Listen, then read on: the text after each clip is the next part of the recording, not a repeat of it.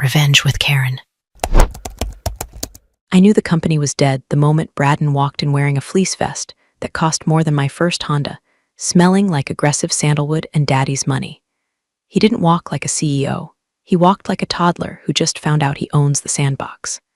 For 8 years, I had been the structural steel holding this consultancy together. I wasn't the face on the brochure. That was Old Man Miller, the founder. But I was the one in the trenches. I was the one flying coach to Omaha on a Tuesday night to convince a manufacturing giant that their digital transformation wouldn't bankrupt them. I was the one turning panic into strategy decks that looked like art and read like gospel. I took a struggling software consultancy that was bleeding cash and turned it into a tier 1 vendor with a client list that would make a frantic McKinsey partner weep into his silk pillowcase. My life was a spreadsheet of calculated victories.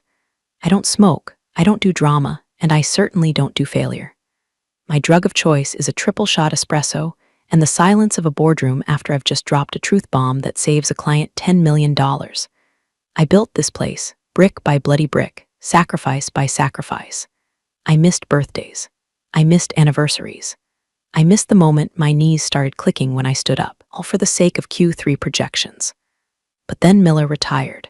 He looked me in the eye, shook my hand with that calloused grip of his, and said, "Renee, you're the engine.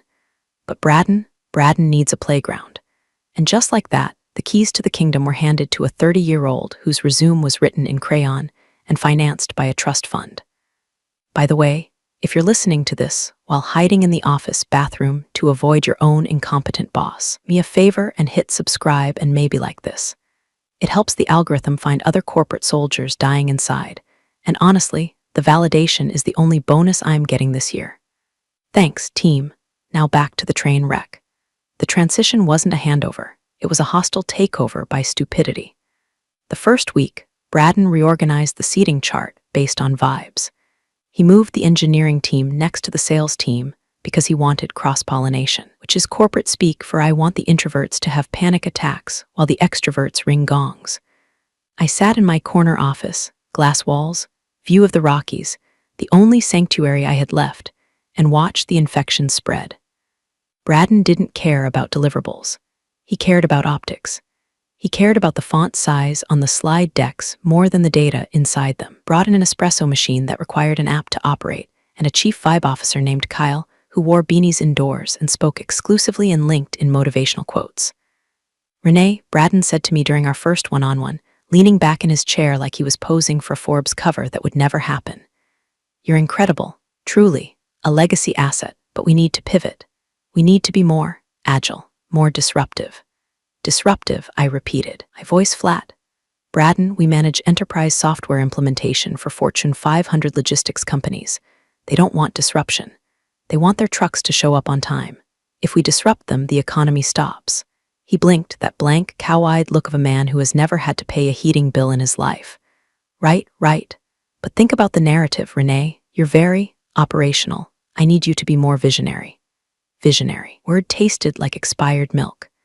I saw the writing on the wall, and it was written in Comic Sans. He didn't want a strategist. He wanted a cheerleader.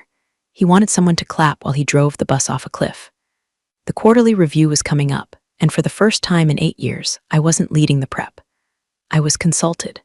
I went home that night, poured a glass of Sansera that cost $40 a bottle because I earned it, and stared at the lights of Denver. My husband, a man who has the patience of a saint and the emotional stability of a golden retriever, looked at me.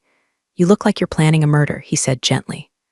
"Not a murder," I said, taking a sip that tasted like iron and rage. A controlled demolition. I didn't know it then, but I was already mentally packing my boxes. The disrespect wasn't loud yet. It was a low hum, like a fluorescent light about to blow. But the moment he called me a legacy asset, sealed his fate.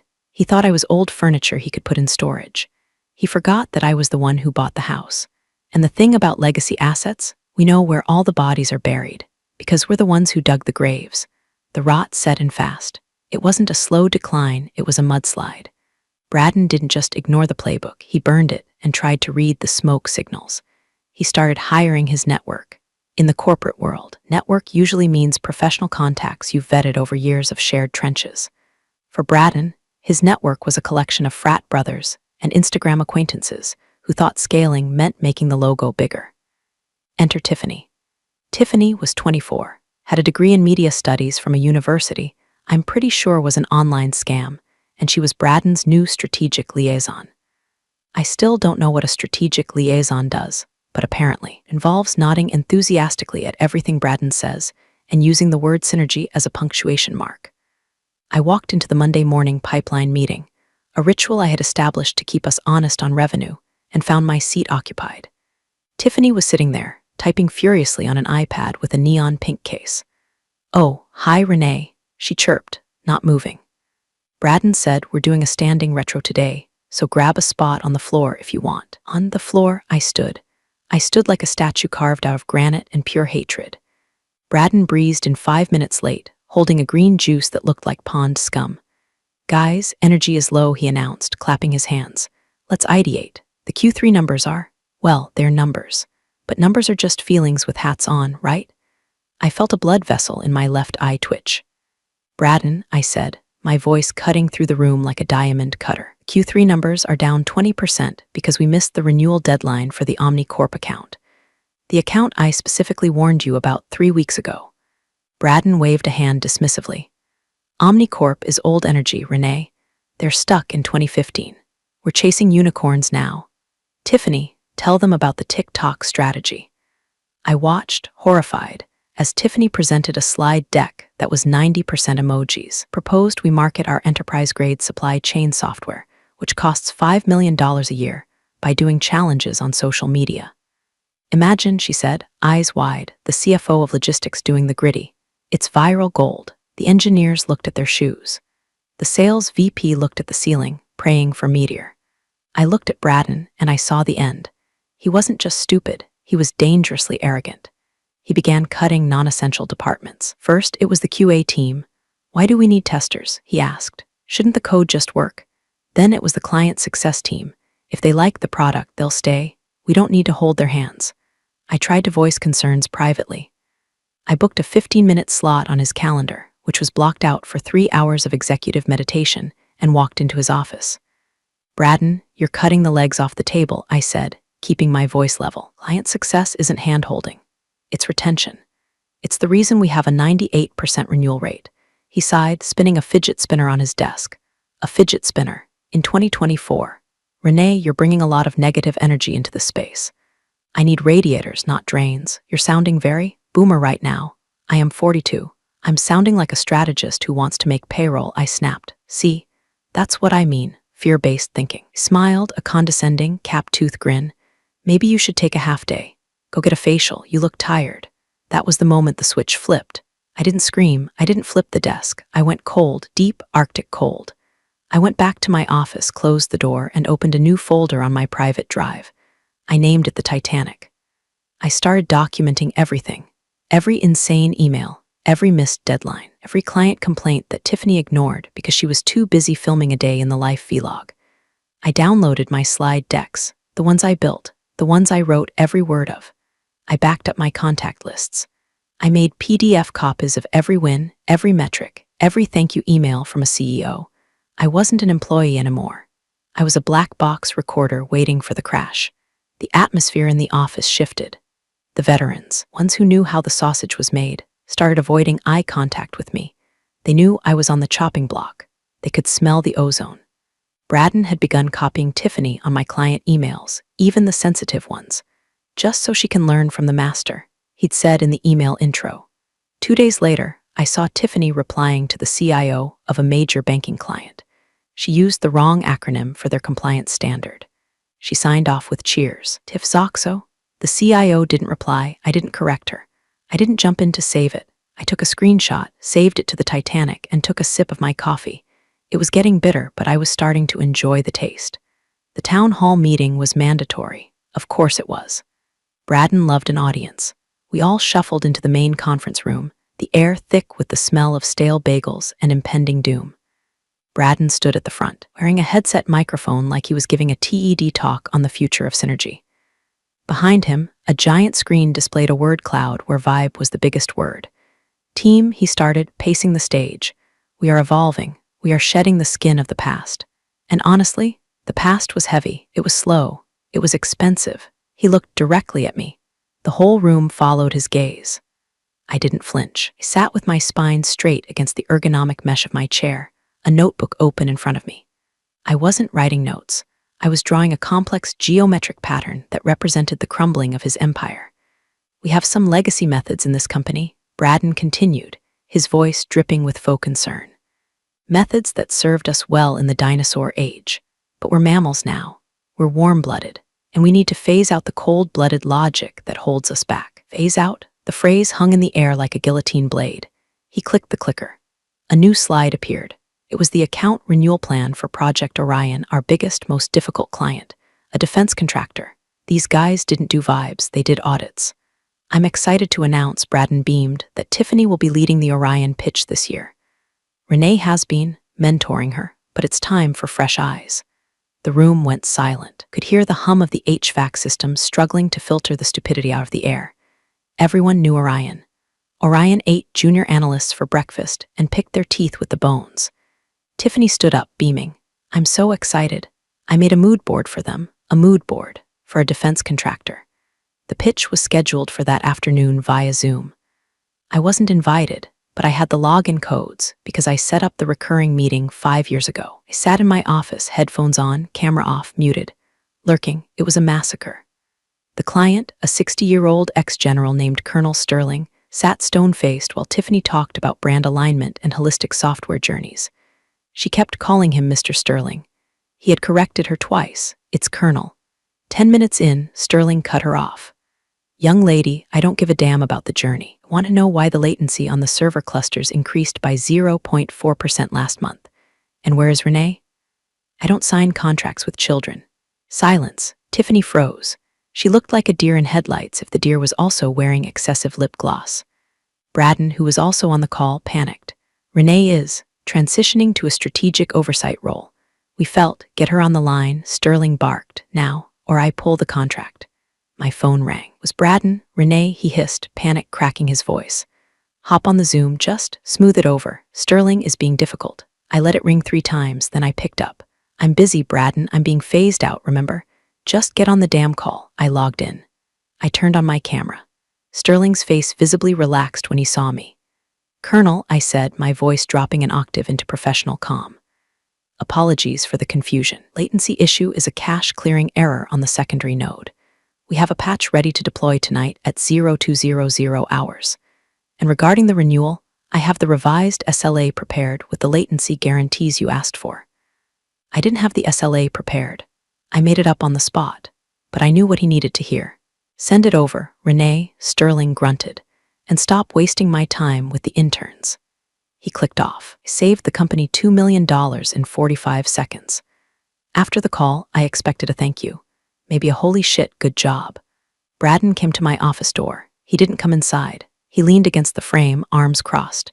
You know, he said, you really undermined Tiffany's authority there. You made the team look weak. I stared at him.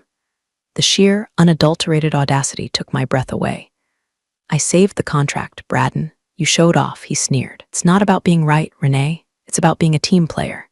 If you can't support the new direction, maybe you shouldn't be steering the ship. He walked away. That was it. The humiliation wasn't that he tried to replace me. It was that he was too stupid to realize he couldn't. I closed my office door. I locked it. I pulled up my LinkedIn profile. I didn't change my status to open to work. That's desperate. I opened my personal email and composed a message to Marcus.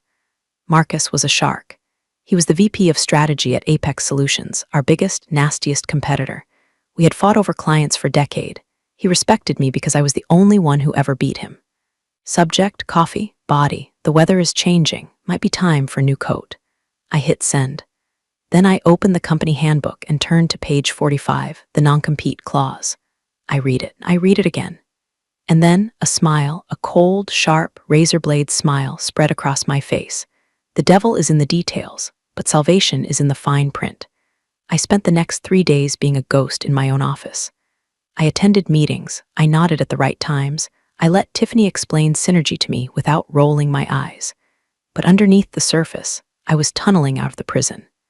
I sat with the company's employment contract. It was a template downloaded from the internet 10 years ago. Old man Miller was cheap when it came to lawyers. He believed in handshakes. Clause 14. B. Non-compete. Employee shall not solicit existing clients for a period of 12 months post-termination. Standard stuff. Scary if you don't know how to read. But then, Clause 14. C. The Rainmaker exception. Miller had added this years ago to attract high-level sales guys, unless said employee was the sole originator of the client relationship and has maintained primary contact for the duration of the contract, in which case the client is exempt from solicitation restrictions. Sole originator. Primary contact. I looked at my client list. There were 22 major accounts. I had brought in 18 of them. I was the emergency contact for all of them. Braden, in his infinite wisdom, never bothered to update the contracts or formally assign himself to the accounts. He was too busy picking out bean-bag chairs for the break room. I was in the clear, but I needed to be bulletproof. I started cleaning my files. I went through years of emails and forwarded every instance of me landing a deal to my personal server. Every thanks, Renee, every Renee, let's do lunch. Every we're signing because of you. I built a digital dossier that proved I was the business. Then, lunch with Marcus. We met at a steakhouse 3 towns over, a dark, wood-paneled place where the waiters ignored you unless you were wearing a suit worth more than a car. Marcus was already there, swirling a glass of heavy red wine. Renee, he grinned, standing up. He looked like a wolf who just found out the sheep pen was left unlocked. I heard rumors. Is it true? Is the Prince of Darkness actually as dumb as they say? He's not the Prince of Darkness, Marcus, I said, sliding into the booth. He's the Prince of Pinterest, and yes, it's worse. I didn't give him the hard sell. I didn't beg for a job, I just laid out the facts. I manage $40 million in recurring annual revenue. The clients trust me. They hate him, he's trying to push me out. Marcus leaned in. And the non-compete, Clause 14. See, I said softly. Marcus laughed. It was a dry, barking sound. Miller's old Rainmaker clause. He never took that out, nope. And Braden doesn't even know it exists. He thinks a contract is just something you sign so you can get the company iPad. Marcus stopped laughing. He looked at me with dead serious eyes. If you come to Apex, we don't just want you. We want the portfolio. Can you deliver? I don't have to deliver them, I said, cutting into my steak. They're going to come running. I just need a landing pad big enough to catch them. Double your base salary, Marcus said instantly. EP title, full autonomy, and a signing bonus that will pay off your mortgage. I want one more thing, I said. Name it. I want to run the acquisition strategy targeting my old firm. I want to be the one who twists the knife. Marcus raised his glass to the knife. We clinked glasses. The deal was done. Going back to the office the next day felt surreal. I was walking through a graveyard, but the ghosts were still typing on keyboards. Braden passed me in the hallway, was wearing noise-canceling headphones and singing along to something terrible. Hey, Renee, he shouted. Big budget meeting tomorrow. Bring your A-game, we need to trim some fat. I'll be there, I said, smiling. I'm bringing the butcher knife. He gave me a thumbs up, oblivious. I went back to my desk and printed my resignation letter. I didn't date it. I just slipped it into my leather folio, right next to the printout of Clause 14. See, I was calm. Kind of calm you feel before a storm breaks. I checked my bank account. I checked my backup drive. I checked the time. Tick-tock, Braden. The conference room was freezing. Braden kept the AC on blast because he read somewhere that cold temperatures activate the hustler mindset. We were all shivering, me, the head of HR, the CFO, a beaten-down man named Gary who looked like he slept in his car, and Tiffany. Braden stood at the whiteboard, wielding a red marker like a weapon. He had drawn a pie chart that made no mathematical sense. Okay, team, he said, slapping the board. Here's the reality. Our burn rate is too high. We're spending too much on legacy infrastructure. He looked at me. Legacy infrastructure was code for people who know what they're doing. I've been looking at the salary bands, Braden continued. And frankly, they're lopsided. You have some people earning C-suite money for doing mid-level execution. I put my pen down. Braden, if you're referring to my compensation, it's tied to the revenue I generate. I bring in 10 times what you pay me. Do you, though? He turned, capping the marker with a loud click. Or does the brand bring it in? See, Renee, that's your problem. You think you're the star. But the company is the star. The vibe is the star. Tiffany nodded vigorously. Totally. It's about the ecosystem. Exactly, Tiff. And right now, Renee, your ecosystem is expensive. I could hire 3 Tiffany's for the price of one you. The room went dead silent. Gary, the CFO, looked like he wanted to crawl under the table and die. He knew the numbers. He knew that 3 Tiffany's equaled 0 revenue and 3 lawsuits. Is that a proposal? I asked, my voice dangerously soft. Braden sighed, a theatrical exhale of a burdened genius. Look, Renee, not saying you're fired, I'm saying we need to restructure your package. Base salary down 40%, commission capped. If you don't like it, well, maybe you've outgrown us. Maybe you're just too expensive for the modern world. There it was, the trigger. I looked at him. I looked at his stupid vest. I looked at Tiffany's smug, empty face. And I felt a weight lift off my chest that I hadn't realized I was carrying for 6 months. I stood up. Slowly. Think I'm expensive? I asked. I think you're overvalued, Braden smirked, and honestly, you should be grateful we're keeping you around. I reached into my folio. I pulled out the single sheet of paper I had printed the day before. I slid it across the mahogany table. It stopped perfectly in front of him. What's this? He asked, not looking at it. My resignation, effective immediately. Braden laughed. Wow, drama queen much. You can't just walk out, Renee. Have a notice period. You have a non-compete. Read the contract, Braden, I said, picking up my bag. The one your father wrote. I don't need to read it. I own it. Then you're about to learn a very expensive lesson in literacy. I took my badge off my lanyard. I placed it on the table. It made a solid clack sound that echoed in the silence. Where are you going? Tiffany asked, her voice squeaky. I'm going to find a buyer who can afford me, I said. Good luck with the vibes. Braden, you're going to need them. I turned and walked to the door. If you walk out that door, Braden yelled, his voice rising, don't think you can come crawling back when you realize nobody hires 40-year-old relics. I stopped. I didn't turn around. I just smiled. Goodbye, Braden. I walked out. I walked past the open plan desks. I walked past the espresso machine. I walked past the receptionist who looked at me with confusion, pushed through the glass front doors and stepped into the crisp Colorado air. The sun was shining. The mountains looked sharper than they had in years. I pulled my phone out of my pocket. I dialed Marcus. He answered on the first ring. Did you do it? He asked. I'm out, I said. Initiate the offer. It's already in your inbox, Marcus said. Welcome to the winning team, Renee. I hung up. I took a deep breath of air that didn't smell like sandalwood and failure. I walked to my car, got in, and for the first time in 8 years, I turned the radio up loud. The next morning, I didn't wake up with a dread knot in my stomach. I woke up with a mission. I put on my best suit and Armani armor plating of charcoal gray and drove to Apex Solutions. Their building was directly across the street from my old office, literally directly across. I could see Braden's floor from the conference room window.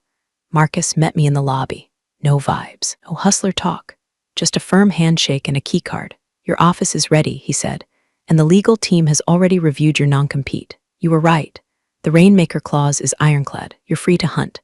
Let's not call it hunting, I said, walking into a corner office that smelled of leather and actual success. Let's call it a rescue mission. I sat down at my new desk. 2 4K monitors. A phone that worked. Team of 3 junior associates who looked at me like I was a general, not a nuisance. What's the play, Renee? Marcus asked, leaning against the doorframe. The play is honesty, I said. I'm going to call my clients. I'm going to tell them I left. I'm going to tell them where I am. And then I'm going to let Braden do the rest of the work for me. How so? Because right about now, I checked my watch. Clients are starting to call his office asking for me. Braden is going to lie. I was right. Back at the old firm, as I learned later from a mole in accounting, chaos had erupted. The colonel from the Orion project had called at 9 o'clock a.m. sharp. Get me Renee, he'd barked. Tiffany answered the phone. Oh, hi, Colonel. Renee is actually taking a sabbatical. She needed some me time. But don't worry, I'm taking over your account. Sabbatical? The colonel didn't buy it. She didn't tell me about a sabbatical. It was very sudden. Mental health is so important, right? Put the CEO on. Braden got on the line. Colonel, look, Renee was struggling with the workload. We decided to let her go for the good of the project. She wasn't agile enough for your needs. She wasn't agile. The colonel's voice was low. She was the only person in your clown car of a company who knew how our server architecture worked. We have Tiffany, Braden assured him. She has a mood board. The colonel hung up. 30 seconds later, my phone at Apex rang. It was the colonel, Renee. Good morning, Colonel Sterling, I said, putting him on speaker so Marcus could hear. How are the servers? To hell with the servers. Where are you? That idiot son of a bitch just told me you were fired for being slow. I resigned, Colonel. I'm now the VP of Strategy at Apex Solutions. Apex? He paused. They're expensive. We are, I agreed. But we don't hire people based on their TikTok following. We don't have latency issues. Can you take the account? I can. but you have a contract with Braden until December. I have a breach of contract clause, the colonel growled. Failure to provide adequate support. If you're not there, there's no support. Send me the paperwork, Renee. I'm moving the fleet. I looked at Marcus. He was grinning like a Cheshire cat. I'll have the transfer docs to you within the hour, Colonel. I hung up. That's one, Marcus said. $5 million. That's just the appetizer, I said, pulling up the contact info for the next CEO on my list. Now let's go for the main course. I spent the rest of the day on the phone. It was surgical. I didn't badmouth Braden. I didn't have to. I just said, I'm no longer there. Tiffany is handling your account now. The panic on the other end of the line was palpable. Tiffany, the girl who uses emojis in legal briefs, that's the one. Where are you? Can we follow you? I'd love to have you. By 5:00 p.m., I had 7 verbal commitments. That was roughly $12 million in revenue, migrating across the street in real time. I stood by the window and looked across at my old building. I could see Braden pacing in his office, waving his arms. He looked like a man trying to put out a forest fire with a water pistol. Burn, baby, burn, I whispered, taking a sip of my sparkling water. The next week was a bloodbath, a beautiful, bureaucratic bloodbath. The colonel was the first to officially pull the plug. His legal team sent a termination letter to Braden citing material breach of service level agreements. Braden tried to fight it. He sent Tiffany to the colonel's office with a basket of muffins and a "We're sorry" card. The colonel's security team escorted her off the premises. Then the dominoes started falling faster. Logistics giant #2 Global Freight called Braden. Heard Renee is at Apex. We're exercising our 60-day opt-out. Manufacturing giant #3 Steel Corps didn't even call. They just stopped paying invoices and sent a new vendor request form to Apex. My new office became a war room. We had whiteboard walls covered in client names. We were crossing them off one by one as they came over. My team at Apex was in awe. They had never seen a client migration like this. Usually, fight for scraps. I was bringing the whole buffet. Then I got the call I was dreading. Renee, it was Old Man Miller, the founder. I respected Miller. He was a hard man, but a fair one, until he went senile and gave his kingdom to the jester. Hello, Mr. Miller, I said, swiveling my chair to look at the mountains. What are you doing, Renee? His voice sounded old, tired. Braden tells me you're stealing the company. He says you're sabotaging him. I'm not stealing anything, I said firmly. I'm competing. Braden fired me, Miller, or he tried to. He told me I was too expensive. He what? He told me I was a legacy cost. He replaced me with a 24-year-old who thinks ROI is a type of yoga. The clients aren't leaving because I'm stealing them. They're leaving because they're terrified. There was a long silence on the line. He told me you quit, Miller said quietly. He said you had a breakdown. He lied. Like he lies about the metrics. Like he lies about the projections. I tried to warn you, Miller. I told you he wasn't ready. You gave him the keys anyway. He's my son, Renee. And that company was my life's work. I shot back. I built it. He's destroying it. I'm just salvaging the parts that work. If you take the Apex accounts, the company collapses. You know that. We're leveraged on those contracts. Maybe Braden should have thought about that before he tried to lowball the person who holds the relationships. Is there any way to stop this? Miller asked. If I come back, if I fire him, I paused. A part of me, the sentimental part, wanted to say yes. But then I looked at the "you're too expensive" scene in my head. I remembered the humiliation. I remembered Tiffany's mood board. It's too late, Miller, I said. The trust is gone. The clients have signed with Apex. No, I'm here. They know I'm valued here. You can't put the toothpaste back in the tube, Miller sighed. It was the sound of a man watching his legacy dissolve. I see. Well, you always were a killer, Renee. I just forgot you were my killer. Goodbye, Miller. I hung up. I didn't feel guilty. I felt vindicated. An hour later, Braden called. He was screaming, "You witch, you traitor, I'm suing you. I'm suing Apex. I'm going to bury you in litigation so deep you'll need a submarine to get out." Hello, Braden, I said, putting him on speaker again. My legal counsel, a woman named Sarah who makes great white sharks look like goldfish, was sitting across from me. You're in violation of your non-compete. Braden shrieked. Clause 14. B, read Clause 14. C, Braden, I said calmly. There's no Clause 14. C, that's made up. Page 8. Paragraph 3. Rainmaker exception. Your father wrote it. I qualified for it on 18 accounts. And guess which 18 accounts just left you? Silence. Frantic rustling of paper. Then a gasp. You planted this. I didn't plant it. I read it. Something you should try doing instead of meditating. I'll tell everyone you're a thief. Go ahead, I said, but be careful. Defamation suits are very expensive, and unlike you, I can afford it. I hung up. Sarah the lawyer smiled. He's dead in the water. He has no case. I know, I said, but let's let him thrash a bit. It's good exercise. 2 weeks later, the old office was in freefall. It wasn't just the clients leaving, it was the talent. The engineers, realizing the money was drying up, started jumping ship. And where did they apply? Apex. I hired the best ones. I left the ones who had sided with Braden to rot. Braden tried one last desperate move, sent an email blast to the remaining clients, mostly small Tier 3 accounts, claiming that Apex was under federal investigation for corporate espionage. It was a lie, obviously, and a stupid one. One of those clients forwarded the email to me. I walked it down the hall to Marcus. Is this actionable? I asked. Marcus, read it. Oh, this is beautiful. This is libel per se. We can send a cease and desist that will make his head spin. Do it, I said. Cease and desist letter hit Braden's desk the next morning. We demanded a public retraction and an apology, or we would sue for damages. Braden folded like a cheap lawn chair. He issued the retraction. It was the final nail in the coffin of his credibility. Then came the news about Tiffany. I was getting coffee in the Apex break room when one of my new hires, a bright kid named Josh who actually knew how to code, walked in. Hey, Renee, who just applied for the junior Discord moderator position? Discord moderator? Yeah, Tiffany, from across the street. I laughed. You're joking. Nope, apparently Braden fired her yesterday. Blamed her for the Orion loss, said her vibes were off. Of course he did. Rats always eat each other when the ship goes down. Bring her in for an interview, I said. Really? No. But tell her we're reviewing her application. Let her sweat for a week. Then send her a rejection letter. Use Comic Sans. Petty? Yes. Satisfying? God, yes. The collapse of my old firm was now a spectator sport. We watched their stock price. They were privately held but had internal valuations tank. We heard rumors of missed payroll. We heard that Braden had sold the expensive espresso machine to pay the electric bill. The board of directors, Miller's old cronies, finally woke up from their naps. They called an emergency vote of no confidence. It was scheduled for Friday afternoon. I sat in my office looking at the Q3 projections for Apex. My portfolio was up 200%. My bonus was going to be obscene. I had already booked a vacation to the Amalfi Coast, an actual vacation, not a work trip. My phone buzzed. It was a text from Gary, the old CFO. Gary, they just voted. He's out. Miller is coming back as interim, but it's over, Renee. We have no cash flow. Filing for Chapter 11 next week. I stared at the screen. Bankruptcy.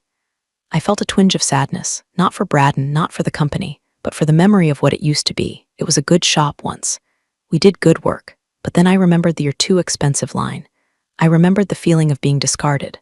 I typed back, Gary, I'm sorry, Gary. Send me your resume, I need a controller. He replied instantly, sending now. I put the phone down. It saved the people who mattered. The rest was just ash. Friday evening. The sun was setting over the Rockies, painting the sky in bruises of purple and orange. I stood in the Apex boardroom, a glass of champagne in my hand. My team was behind me, 20 people, half of them refugees from across the street, celebrating the record-breaking quarter. Through the floor-to-ceiling windows, I looked across the street. The lights were off on Braden's floor, except for one office, corner office. I saw a figure moving around. It was Braden. He was packing a box. I watched him pick up his Hustle Harder neon sign. I watched him pick up his Newton's cradle. I watched him throw his vest over his shoulder. He stopped and looked out the window. He looked right at our building. I don't know if he could see me. The tint on our windows is pretty dark, but I stepped forward anyway. I raised my glass. Cheers, you absolute moron, I whispered. Turned off the light. The floor went dark. The company I had built for 8 years was gone. It was just a shell now, a cautionary tale about what happens when you confuse confidence with competence. Marcus walked up beside me. You okay? I'm better than okay, I said. I'm profitable. We just got the final numbers, Marcus said. With the acquisition of the Steel Core account, you have officially surpassed the total revenue of your old firm's peak year. Good, you know, Marcus mused, looking at the dark building across the street. He was right about one thing. What's that? You are expensive. I turned to him, smiling the smile of a woman who just won the war without getting a speck of blood on her silk blouse. Quality is always expensive, Marcus. It's the cheap knockoffs that cost you everything. I turned back to the party. The music was playing, not some vibe playlist, but classic rock. The team was laughing. The champagne was cold. I took a sip. It tasted like victory. Braden was gone. Tiffany was applying to be a Discord moderator, and I was the queen of the mountain. I pulled out my phone one last time. I opened the divorce Pinterest board equivalent, my folder titled The Titanic. I selected all files. I hit delete. I hit empty trash. We're all healed, I said to the empty screen. Then I went to join my team. We had work to do. After all, expensive assets have to justify their price tag. And I was just getting started. Life doesn't always hand out clean endings, but sometimes it gives you exactly what you need. Thanks for listening. Until next time. 스키 타러 가야 돼. 휴지 가져오기 정말 잘했어. 아우, 휴지 안 가져왔으면 어떡할 뻔했어. 뭘 가고 싶어. 그냥 형 방송 보면 그걸로 끝이지. 여기 안 와도 돼. 걸음이 조금 빠르고 평소에 운동하신 분들은 이거 아무것도 아니야. 이거 아무것도 아니야. 그냥 가볍게 말 그대로 진짜 사탕 하나 빨면서 마실 가는 길이지. 마실. 고소공포증 있어서 무섭습니다. 유. 에이, 이렇게 보고 가면 되지. 이렇게 이 낭떠러지 보지 말고 반대쪽으로 걸어가면 되지.